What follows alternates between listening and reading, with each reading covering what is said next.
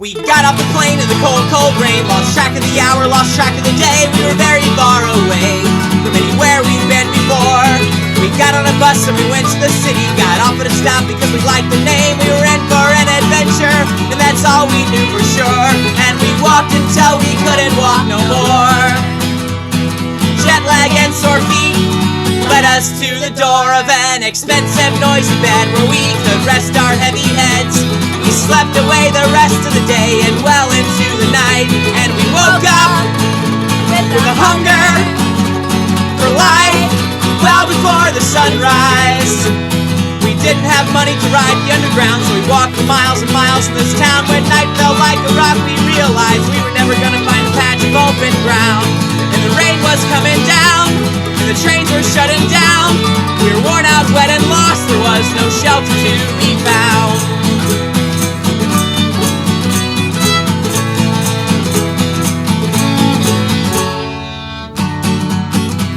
We spent over a week of our budget on a taxi and a bed, and we made plans at night to escape this expensive wonderland. We would set out for the wilds, we would see what was beyond.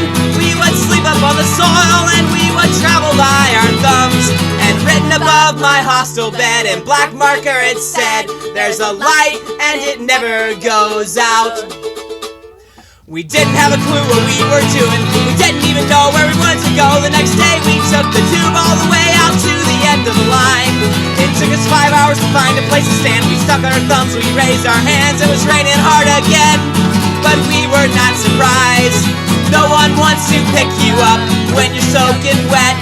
It was hard not having second thoughts about going on this trip. And we ate the rest of our hostel bread under a dark damp underpass.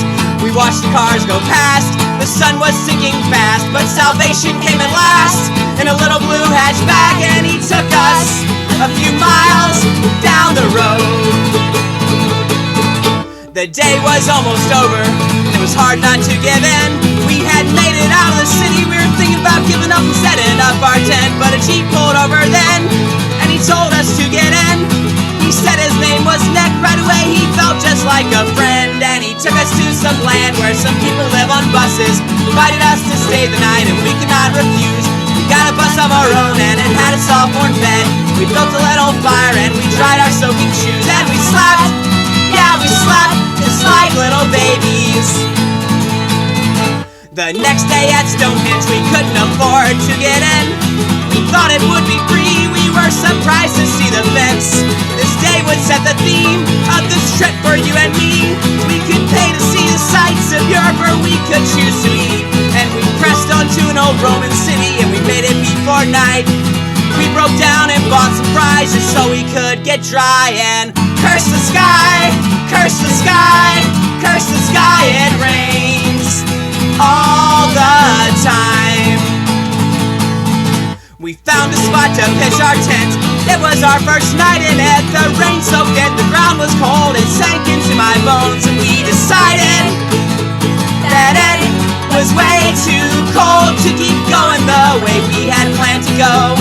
And that night we agreed that we would turn around, we'd head for warmer ground, we'd start making our way south. No, you can't get lost if you got no place to go. You can't take a wrong turn